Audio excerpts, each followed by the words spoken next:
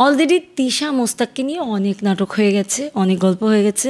বয়স্ক বাড়িওয়ালার কচি বউ, এই যে বাড়িওয়ালার কচি বউ, সে হচ্ছে ব্যাচেলরদের গায়ে গিয়ে পড়ছে, তাদেরকে বিভিন্নভাবে ডিস্টার্ব করছে। ছেলেরা সেটা নিয়ে কেউ এনজয় করছে, কেউ আবার বিব্রত হচ্ছে। আসলে টিকে থাকাটা আমি বলবো যে কঠিন, খুবই কঠিন। এখন টিকে থাকাটা নির্ভর করছে যে কার কতটুকু ক্রিয়েটিভিটি, সেই ক্রিয়েটিভিটির উপরে। কেউ যদি ভালো কিছু ক্রিয়েট করে তাহলে অবশ্যই সে সেই ভিউটা পাবে। হ্যাঁ, আর এখন তো ভিউয়ের যুগ, তো ভিউটাকে ধরতে হলে আমাদেরকে ডিফারেন্ট টাইপের গল্প নিতে হবে। যেমন আমার এই গল্পটার কথাই বলি, ব্যাচেলরের প্রবলেম। ব্যাচেলররা যে ধরনের প্রবলেম ফেস করে থাকে, তাদেরকে কেউ বাসা ভাড়া দিতে চায় না। তারপরে দেখা যাচ্ছে যদিও বা কোথাও বাসা ভাড়া পায়, আমার এই গল্পে একটি খুবই মজার ক্যারেক্টার আছে, সেটা হচ্ছে বয়স্ক বাড়িওয়ালার কচি বউ। এই যে বাড়িওয়ালার কচি বউ, সে হচ্ছে ব্যাচেলরদের গায়ে গিয়ে পড়ছে, তাদেরকে বিভিন্নভাবে ডিস্টার্ব করছে। ছেলেরা সেটা নিয়ে কেউ এনজয় করছে, কেউ আবার বিব্রত হচ্ছে, এরকম নানান মজা। তাছাড়া ব্যাচেলরদের তো অনেক রকম প্রবলেম থাকে। হ্যাঁ, এই যে গল্পটা আমি বাছাই করেছি, আমাদেরকে আগে ভাবতে হবে যে দর্শক কোনটাকে ভালোবাসবে, প্লাস মেকিং ক্যাপাবিলিটি, মেকিংয়ের মধ্যে ক্রিয়েটিভিটি কীরকম, এই ব্যাপারটাকেও আমাদেরকে অবশ্যই গুরুত্ব দিতে হবে। আমি বলবো ভালো প্রোডাকশান হলে দর্শক অবশ্যই দেখবে। আসলে নাটক কিন্তু জীবন থেকেই আসে। হ্যাঁ, জীবনেই এগুলো ঘটে, কিন্তু কি আমরা সেটাকে নাটকীয়তা দিয়ে ফুটিয়ে তুলি। জীবনে কিন্তু নাটকীয়তা থাকে না, বাট নাটকে নাটকীয়তা তো থাকবেই। পরিপূর্ণ জীবনের মতো তো আর হবে না, তাহলে তো এটাকে নাটক বলা হতো না, তাই না? তবে নাটক অবশ্যই জীবন থেকে এসেছে।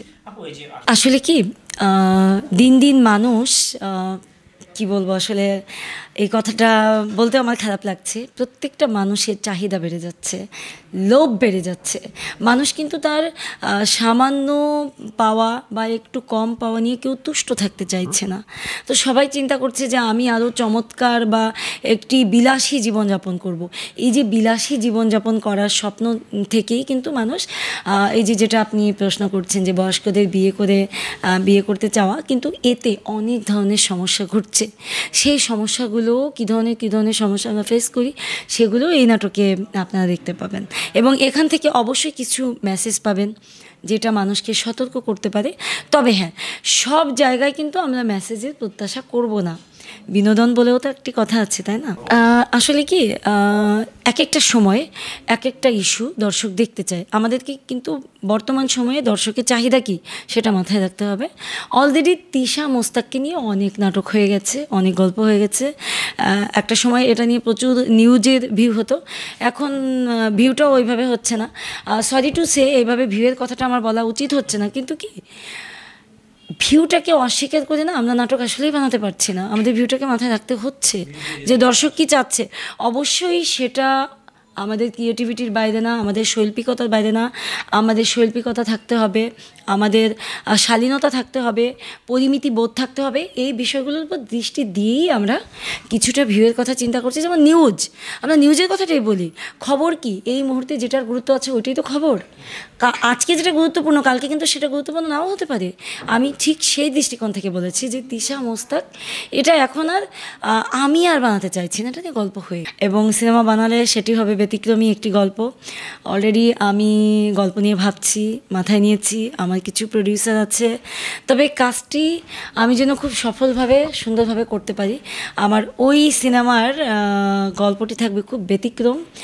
আমি একটু আপনাদেরকে বলে দেই, তালাকের উপরে বেস করে যে সামাজিক কুসংস্কার থাকে, আমি সেই বিষয়টাকে টার্গেট করে একেবারে গ্রাম্য অজপড়াগায় অশিক্ষিত যে সমাজ, ওখানে তালাকটাকে যে মিসইউজ করা হয়, একটু ভুল ব্যাখ্যা করে একটা মানুষের জীবন কতটা নষ্ট হয়ে যেতে পারে, মৌলিক একটি বিষয়, সেটাকে আমি নির্মাণ করার তুলে ধরার চেষ্টা করব। এবং আমি বিদেশি ফেস্টিভ্যাল বা দেশি বিদেশি ফেস্টিভ্যালগুলোতে আমি পাঠাবো। আমার ফেস্টিভ্যাল বেসড কাজ এটি নিয়ে আমি ভাবছি।